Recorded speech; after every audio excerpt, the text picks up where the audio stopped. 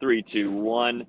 Florida State absolutely dominates number 5 LSU and Brian Kelly in Camping World Stadium. A fired up Florida State fan base taking over Orlando, and the Seminoles and Mike Norvell get it done. Keon Coleman goes off. His Heisman campaign has launched. Jared Verse takes care of business on the defensive side. Renardo Green, massive interception.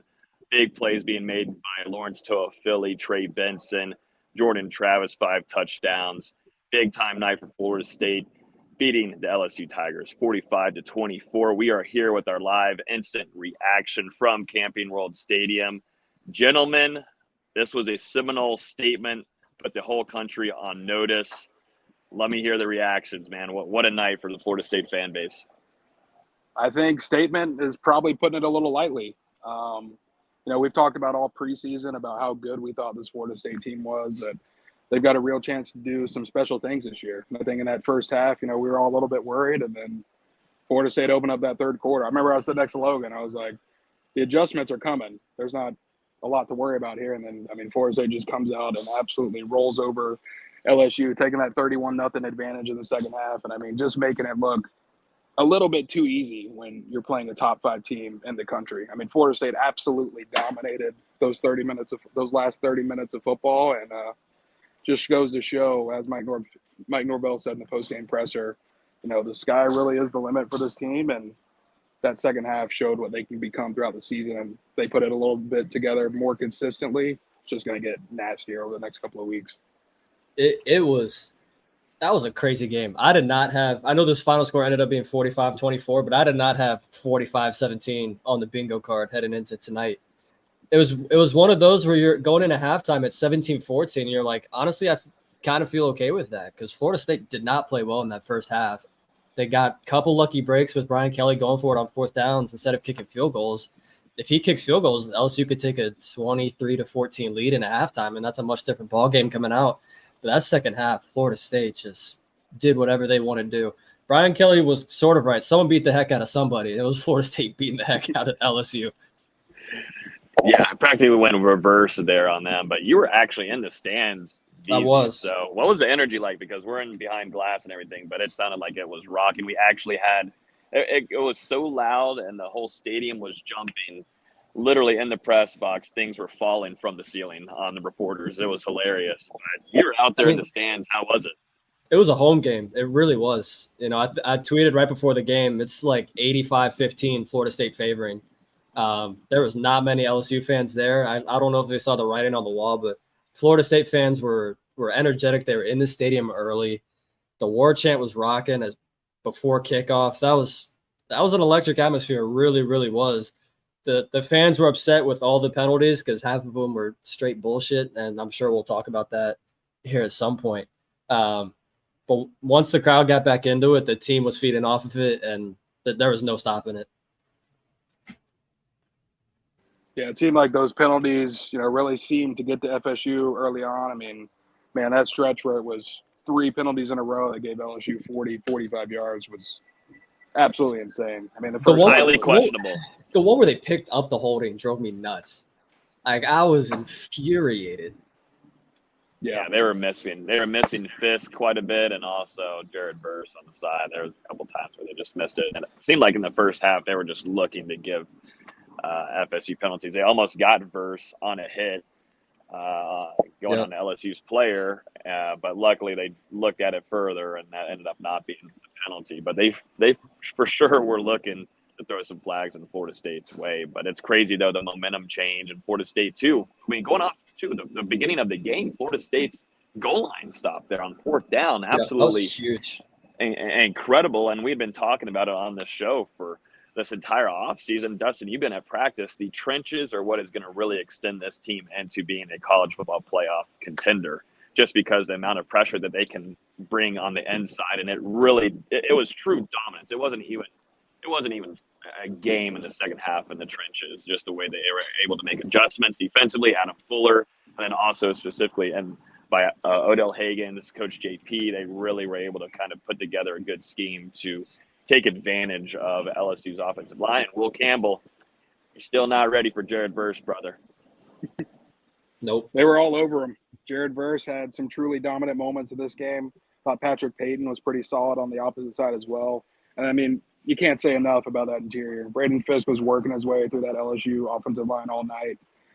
Dennis Briggs had a really standout game. Malcolm Ray came through with some big plays. Fabian Lovett got in there for some limited snaps and was able to contribute. So, I mean, we really saw from top to bottom them use that entire interior defensive line unit, rotating them throughout the game. And, I mean, just no matter who was in there on that front four, FSU was having some real success.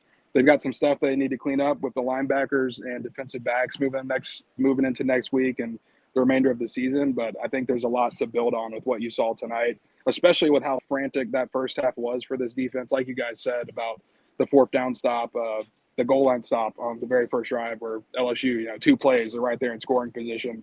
And that defense, steps up and holds them out, does it later in the first half as well, another fourth down stop. So, I mean, there were some promising moments. They've just got to clean it up, get it a little bit more consistently. And, I mean, if they can do what they did in the second half, LSU only had just over 10 minutes of time possession that second half as Florida State just held the ball in offense and then came out there and pounded away on defense. It's going to be exciting.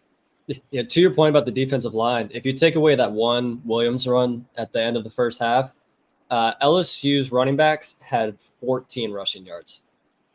And even with that, they had 49 from the running backs. Obviously, Jaden Daniels got loose a couple times. That's kind of just what he does. But the defensive line was eating against the running backs and the interior offensive line.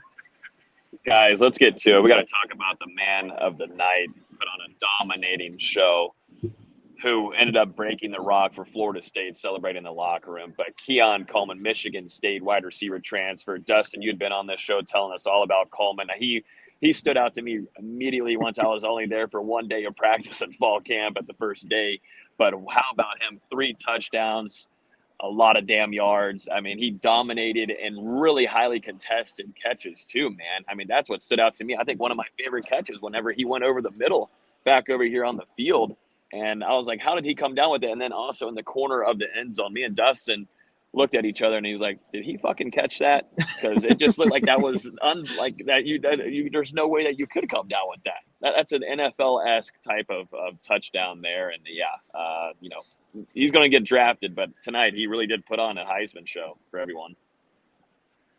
Keon Coleman is a freak. We've been saying it on this show for a couple of weeks now. I mean, an absolutely standout preseason, really just got into the offense so quickly. And I mean, we were just as impressed by how he was taken to the coaching as what he was doing on the field. And I mean, tonight you just saw those efforts since he transferred into Florida State from Michigan State. I mean, just pay off exponentially. It took a little bit for him and Jordan Travis to get clicking, but once JT realized, hey, if I go deep to this guy, he's going to come down with it. He just started going there more and more and more. And then we saw Keon and Johnny Wilson both end up with over 100 yards in this game. So, I mean, the tandem between those two looking really good for the Seminoles on opening night, despite, a couple uncharacteristic drops from Wilson, something that he's been improving on. But, I mean, just sticking with Keon, all 3 of those touchdowns were really freak plays. The 40-yard catch over the middle where he's able to break a tackle and is just gone. The catch in the end zone over the defensive back. And then also the game-winning score to really ice things before Jaheim Bell came back and iced it even more in that fourth quarter. So Keon Coleman, a Louisiana native, was all over the field in this one. You got to think it's a little bit more special for him to be defeating a team that he said his family, a lot of them are fans of the Tigers, but he personally said he's not a fan of the Tigers. He's a Seminole now, and we saw it tonight. It's going to be exciting to see what he does the remainder of the season as that chemistry between him and Jordan just continues to grow and as Johnny Wilson continues to make plays on the opposite side. Coleman really showed it all. I mean, from that slant that he took to the house because he broke 2 tackles, showed the speed, showed the strength. He had 2 jump balls where he just completely mossed the defensive back. And then they're using him on wide receiver screens and stuff too. He's just the perfect wide receiver, especially for where football's going. Just so big, so fast, so strong. Tweet of the night. I have to shout this one out. Someone tweeted Angel Reese 6'4", and she put her on Keon. And that made me laugh. Because the LSU did not stand a chance covering him. That's awesome. That's awesome. Yeah, Keon Coleman, too, and the press conference after the game was talking about picking Florida State and coming to play for Mike Norvell in this offense and looking at the play being made today on this field the whole time. Keon Coleman making these plays in this offense. Keon saying he was extremely grateful for the opportunity to come play for the Seminoles and also play for Mike Norvell and this offensive scheme.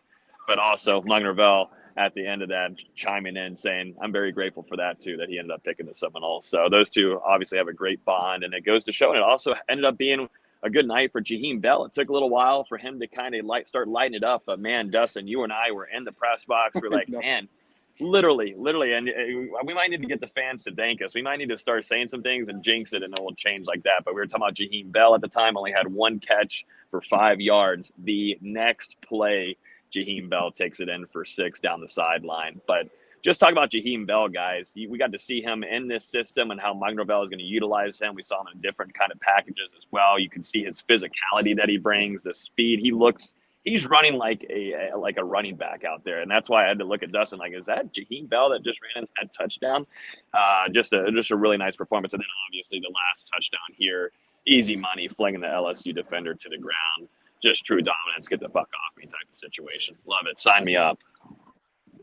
I would say Jaheim Bell did everything we expected him to do on Sunday night, being that versatile weapon in Florida State's offense where they can just move him around to different spots and create matchups, whether it was at the traditional tight end spot, the H-back position, out there in the slot at wide receiver. I mean, Florida State utilized Jaheim Bell a ton in this game. And, I mean, some of it was to set up plays for other players.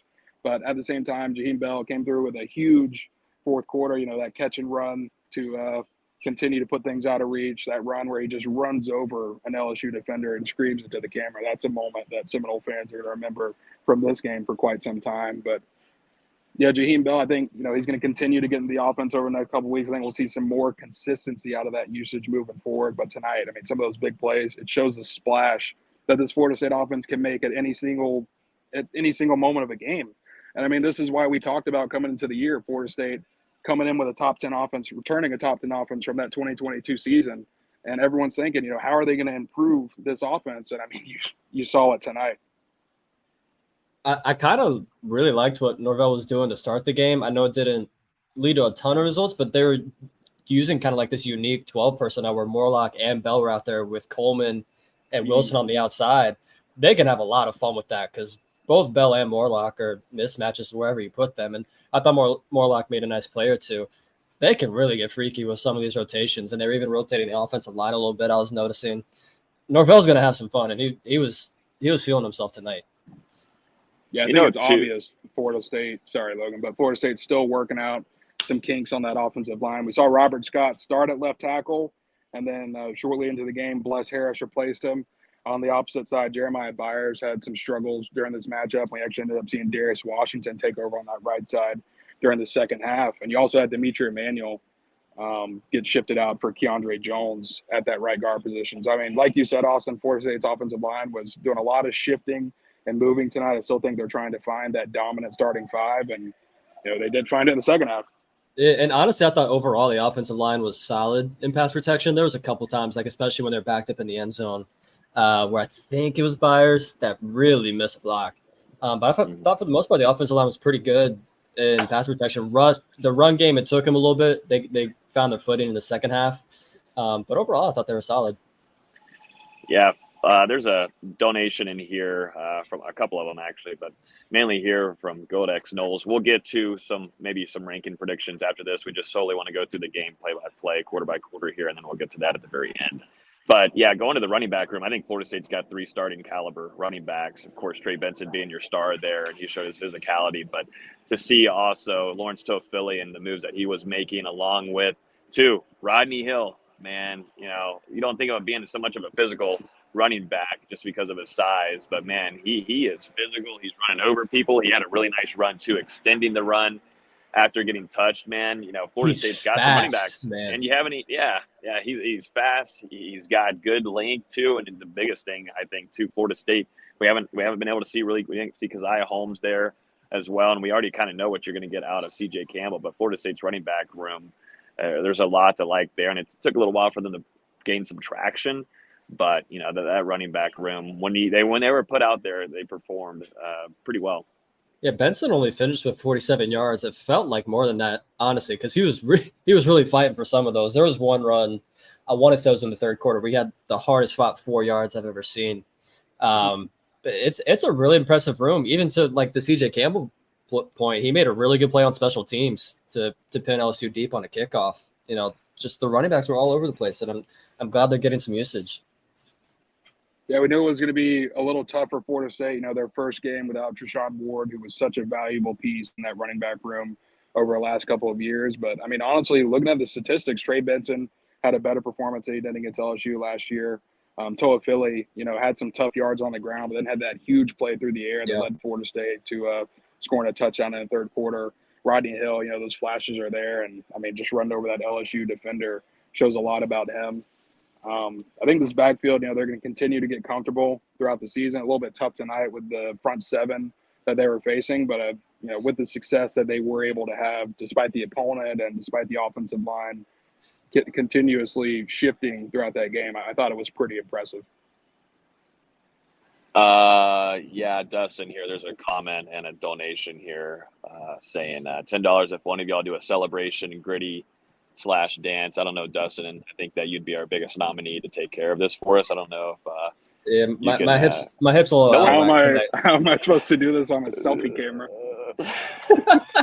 If you just put your phone down and put on your laptop and then just go down the side right there.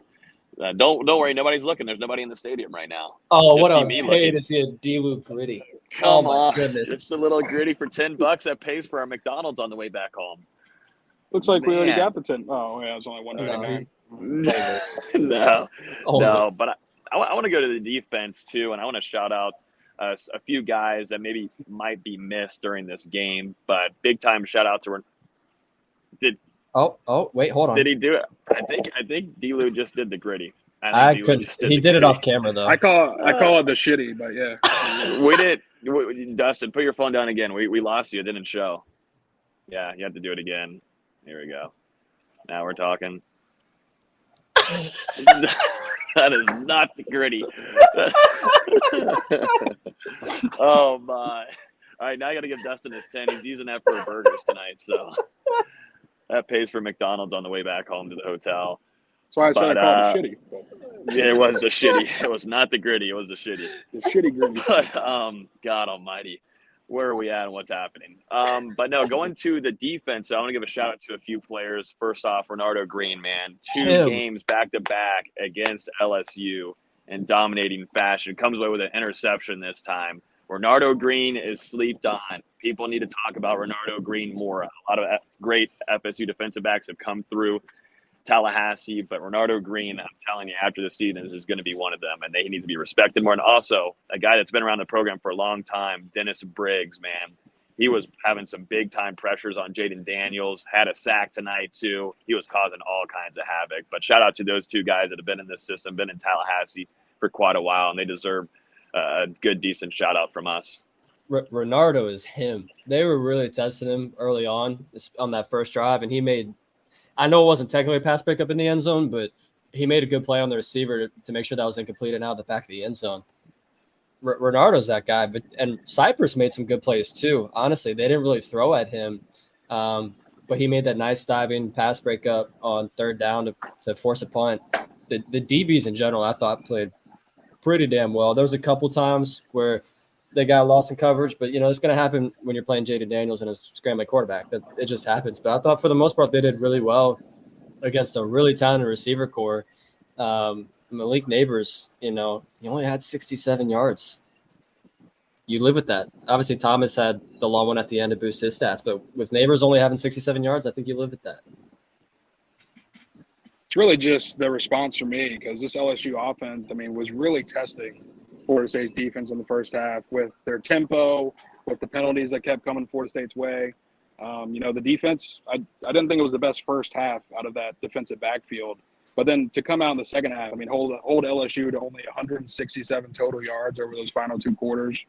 Not just the DBs, the whole defense stepped up. But, really some impressive plays from Renardo, and we saw AZ and Fintrell getting there on a couple of plays. Jarian Jones had a really nice tackle at one point during that second half. So, I don't think it was the best performance from the defensive backfield tonight, but based off what we've seen in practice and how this unit has continued to grow and gel under Pat Surtain, I think, we're only going to continue to see better performances throughout the But I thought they're solid overall, and that's what matters when you're playing an offense as talented as LSU is. Yeah, they tried going to AZ quite a bit. We saw that, and they tried to pick around with him a little bit here and there. And there'd be some open guys wide open. And, Florida State got lucky too. Jaden Daniels going deep there and just at the nick of time. Who was that? Maybe that was AZ getting over there just in time to maybe, I don't know if he was able to cause a PB, but it was definitely a drop more importantly there. So FSU kind of got lucky, but that happened last year too for Florida State. Also LSU keeping the trend alive, muffing the punt, and Florida State able to come away with it. Florida State took advantage of a lot of their opportunities. And also, I was talking with Dustin when Florida State was coming down here in the fourth quarter and they were really going to put the dagger down and score. It reminded me of last year when we were in New Orleans where, they did not take advantage of that opportunity, being on goal line. Mike Norvell admitting that he should have never had that play call where they fumbled and lost the ball to allow Jaden Daniels to run down Florida State's defense and go score. And then, ultimately Cheyenne Brown having that block. So kind of started having some flashbacks there. Luckily Florida State was able to learn, but there was a ton of mistakes. It's bittersweet. A ton of mistakes from this game that makes me feel like this team is definitely going to get better than what we saw advertised this evening, which is definitely scary to think of. But, man, that first quarter, second quarter, so many drops from your biggest playmakers, silly penalties. Maurice Smith and Jordan Travis weren't communicating well right off the bat. And also, too, I think Jordan Travis also had to warm up his legs a little bit. He seemed kind of iffy. He didn't want to roll out as much. He didn't want to get down on the field and utilize his legs. That's maybe something we'll monitor going into week 2. But, a lot of mistakes made, but Florida State scored down below 45-24. You would have never thought that happened. Yeah, I also never thought I'd say I want Jordan Travis to run more, but that's what I was saying after the first half. It's like the opportunities are there. You got to take advantage of them a little bit. And then finally, Norvell's like, yeah, quarterback draw on 3rd and 8. Let's go for it. And they got, 10 or 11 yards. Just, Travis was definitely getting warmed into the game. He didn't look very comfortable to start, but luckily they settled in. One last shout out to the defense. They held LSU to 3 of 10 on 3rd downs, 0 for 3 on 4th downs. And, really stood strong in the red zone a couple times there too. Need to mention this. Oh my God. Need to mention this. Holy moly. 813 with the friggin' bomb of the night. This might be the biggest celebratory. We might not be going to McDonald's. We might be upgrading the Shake Shack. Wait, what is that? I'll see y'all at Charlie. I'll see y'all at Charlie's Steakhouse. Damn. Holy Is that getting moly. claimed back? Who's claiming that back? Who's claiming that back? We going to the steakhouse. We really appreciate the donation, but now that the internet's back for me, I just want to say I really thought tonight was a big sign of maturity, a big sign of growth from Florida State moving in the right direction. Like you guys said, this game last year, Florida State, they had a 24-10 lead with about 9 minutes or less remaining in the contest, and it seemed like it was over, and LSU went on that furious comeback while Florida State turtled a little bit, lost that fumble at the goal line and helped them kind of get back into the game. And tonight we saw the Seminoles put their foot down on the Tigers' throat. Logan, me and you looked at each other and we're like, same moment as last year. What is Florida State going to go do this time? And they got the ball back, went and scored again and made it a 21-point game. And I think that was when we really started feeling like this one was over and the Tigers didn't have any shot of a comeback. So, I mean, just for them to go out there and step on a top 5 team's throat says a lot about the attitude, the growth, the maturity from a year ago to now. Honestly, the first half felt a lot like last year's game between the muff punt, turning it over right after so you don't score right off the muff punt. You have a drive from LSU that was strictly caused by penalties, essentially to get them points.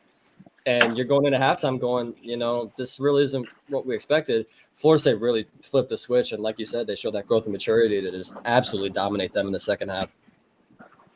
Yeah, I need to go ahead and make sure I give a shout out there to 813 Null, our guy in Discord as well, throwing a big-time $400 donation for our audio listeners to at least know what we were reacting to earlier. A big-time bomb there. But, yeah, Florida State, taking care of business now. Going into week 2, Florida State will have their season opener next week. And, I think what everybody wants to know now in the chat, where does Florida State rank in the country? Where would you guys put the Seminoles coming into a neutral site game and taking down the LSU Tigers. And at first it was going to be dramatic fashion for our article title, but then it turned into dominating fashion. But where does Florida State go from number 8 to what? Where should they land? It's a tough question. Got to move them up. I mean, yeah, you got to move them up. I think 5 is fair. Georgia and Ohio State didn't really look that good, but I can't see them moving them down. I think 5 is fair. Around 5, it'll be a slow climb for Florida State, but I mean, as long as they keep taking care of business week to week, you're gonna have another potentially top 10 matchup here in a couple weeks when you travel to Death Valley to take on Clemson. That's another chance for a marquee win. So I mean, the opportunities are going to be there for Florida State to climb the rankings, and tonight's a good start. Also, not only did Keon Coleman break the rock, I believe he cut the sod.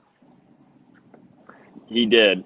I saw him doing that whenever I was in the press box up there. But, yep, he was indeed cutting the grass. Also, too, worth noting, big-time record-breaking here from Jordan Travis, surpassing former FSU great Heisman Trophy winner Jameis Winston for the all-time touchdown leader in Florida State program history. So congratulations to Jordan Travis. Put on a show today, putting down 5 touchdowns for the Seminoles in Orlando. So big time night for your leader at quarterback, who talked to us after the game and said, he's got to start off better. He's got to start off faster, and he's expected to make those changes and respond to going into week 2 whenever the Seminoles, this Florida State fan base, Doak is going to be fucking rocking, man. It's going to be full-on blast, Doak Campbell Stadium. People are going to be tailgating.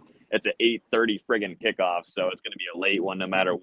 But I would expect the Seminole fan base is going to show up and give this team some love after they much deserved after this performance they put on. You don't have a Heisman campaign running for this guy for no reason. We saw some bad from Jordan Travis tonight, but again, like I've said about the rest of the team, it's really the response. He came back from that interception, and then the bad throw that was almost picked off when Florida State was trying to work out of the goal line in that second quarter. And I mean, just put on a show. As he said during the postgame presser, I mean, the skill guys make it easy for him out there, and it seemed like he just trusted them and put the ball in the right spots. He put it right there for Keon to go make a couple plays, put it there for Johnny to make some plays through the air as well. And, I mean, Jordan Travis, just the growth we've seen from this guy since the first time he stepped on the field in 2019 at Florida State. Wow. There's not many players who develop like Jordan Travis, I think it was a couple of years ago whenever he was just first getting started out under Mike Norvell in 2020. We were wondering, what kind of ceiling does Jordan Travis have? Is he going to be the quarterback for Florida State to lead them back to prominence? I don't know that we thought he was the answer at the time, but the kid has just continued to come to work every day and, put it all out on the field tonight for Florida State, and came away with arguably the best win of his and Mike Norvell's career so far with the Seminoles. And honestly, Travis bounced back a huge way from that interception, which, let's be real, that was a pretty bad interception. He held the ball way too long on the screen and should have just ran with it. He bounced back in a big way. I kind of feel almost like had 2 interceptions. Almost had 2. Yeah, but I kind of feel like that interception kind of got the jitters out. Like, okay, I messed up. Let me go play some damn football.